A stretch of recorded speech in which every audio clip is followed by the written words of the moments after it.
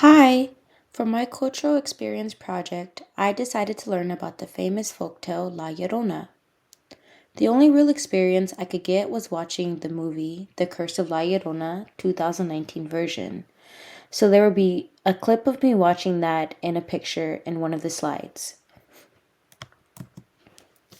La Llorona is a Spanish Mexican myth about a woman who, in a fit of rage, drowned herself and her kids, allegedly.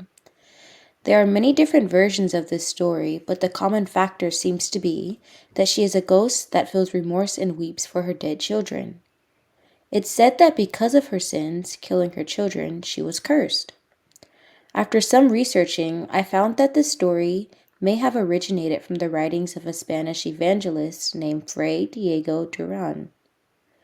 During the colony period, 1521 to 1821, there was an indigenous woman known as Malinche, which is translated to traitor, who was the lover of the conqueror Hernan Cortes. This woman was also given many other names, such as Mala Madre, because it said that she allowed her son to be taken away from her by Hernan Cortes and did nothing to prevent it.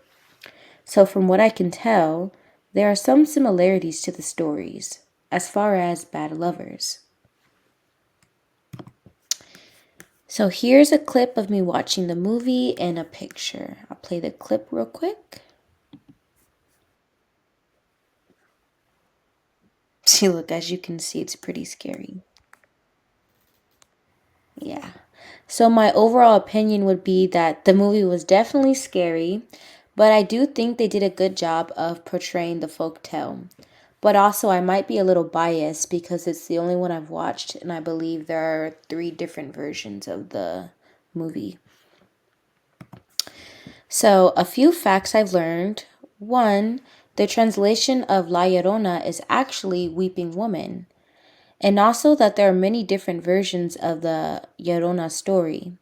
Some that I've seen would be that when she sees you from afar, she pursues, and that sometimes she can appear riding a horse, and that sometimes she can appear in your car and she warns against bad behavior. And most commonly, the most common version would be that the encounters with her are fatal. It's said that this folk tale is mainly associated with women, and as it said, that she weeps for the death of her own. And also, it's said that she mainly goes after women who have children or she just kidnaps kids. Um, it's believed that she killed them when she was alive and then once dead became a wandering ghost for her actions. In many areas of my research, I've also found that people most generally describe her as being slim, wearing all white, and having long hair, which you can see in the pictures that I've provided. Moving on, I'm going to be comparing Spanish folktales to American ones, of course, using La Llorona as an example. First off, Spanish folktales usually revolve around topics like betrayal, revenge, love, family, religion, etc. Much like how La Llorona story has to do with the betrayal of her husband and revenge. While in comparison, American folktales usually revolve around self-reliance, bravery, trickery, and things of that nature.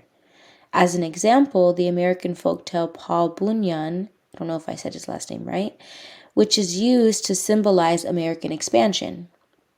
Another comparison would be that Spanish folktales tend to be more dark, while on the other hand, American folktales are exaggerated and involve a lot of optimism and heroism. Spanish folktales are often used as a source of entertainment, to pass along core values, reinforce cultural traditions, and to celebrate historical events. While on the other hand, American folktales are usually used as ways to preserve history or be used as a moral lesson. And then here at the bottom, I just have pictures of other American and Spanish folktales stories. So now on this slide, I have a short clip of the movie that I watched, The Curse of La Llorona 2019 version. I'll just play a little bit for you guys, not too much.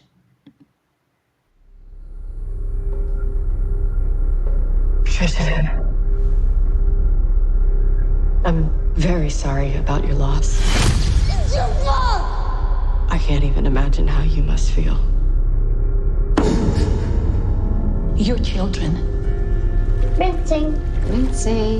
are safe now. But have they heard her cry?